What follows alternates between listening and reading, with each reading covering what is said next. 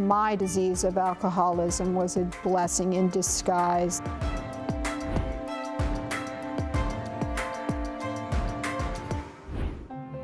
The most commonly used and abused drug among American youth is alcohol. There is a line that gets crossed where you become powerless over the alcohol. If you're an alcoholic, you cannot put it down.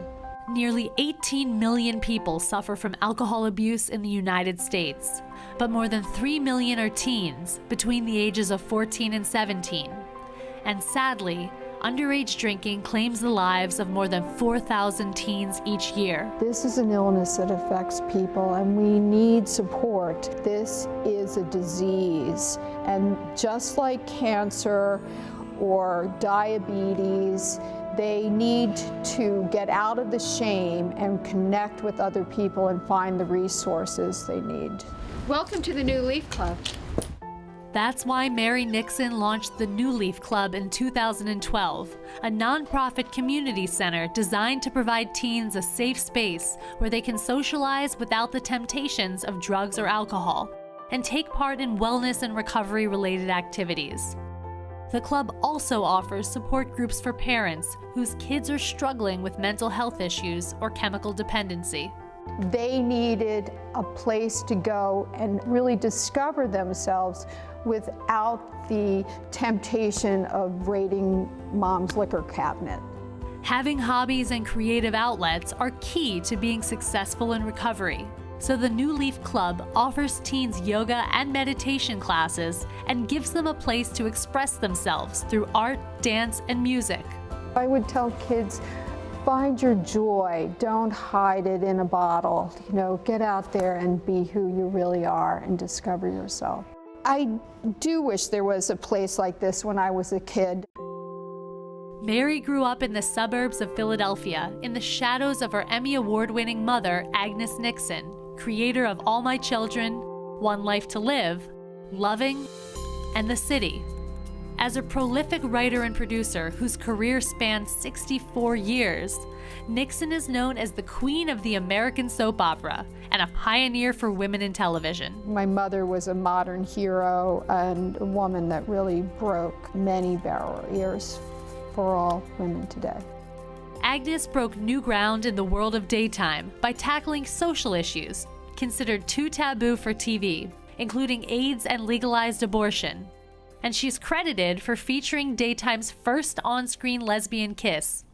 But many of Agnes's most influential storylines were based on her own life. She got good enough ratings that they let her do what she wanted. So I do know that I helped get the story of alcoholism onto television. Alcohol and drugs began to play a role in Mary's life when she was just a teenager, sneaking drinks at her parents' cocktail parties. But the problem quickly spiraled out of control after she married her college boyfriend and gave birth to her first daughter.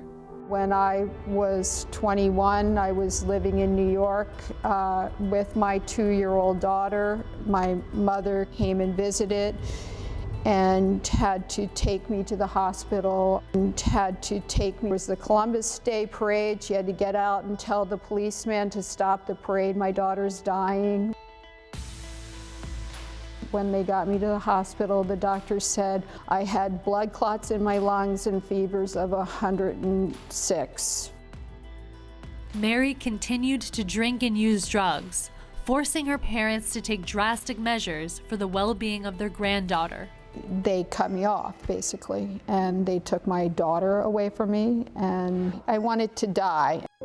For the next 5 years, Mary was a prisoner to her disease, and her health continued to decline until she was forced to make a choice between life and death. My child had been taken away from me for 5 years. I was living in Harlem. I ended up with bacterial endocarditis and inflammation of the sac surrounding the heart. I was in the hospital for 6 weeks. A friend of mine who had just gone through rehab said, "You need a rehab." When I got to rehab, they told me, "You are not only a drug addict, you're an alcoholic." I understood then that I wasn't a terrible person, and I was sick, not bad, and started to get sober. Soon after completing rehab, Mary was reunited with her daughter, and Mary inspired her mother to focus on recovery in a storyline on All My Children to help viewers struggling with addiction. When I did get sober, so did Erica Kane. And I remember my mother saying to me, now, Mary, Erica was taking pills, so she can have a glass of champagne with Dimitri, right? I'm like, no, Mom, I'm not drinking champagne.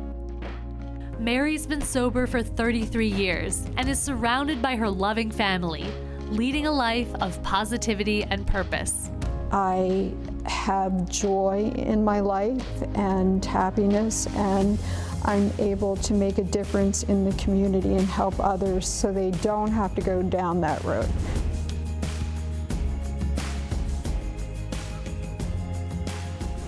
Do you know a trailblazer? Let us know at nominations@modernhero.com. And don't forget to like and follow us on Facebook.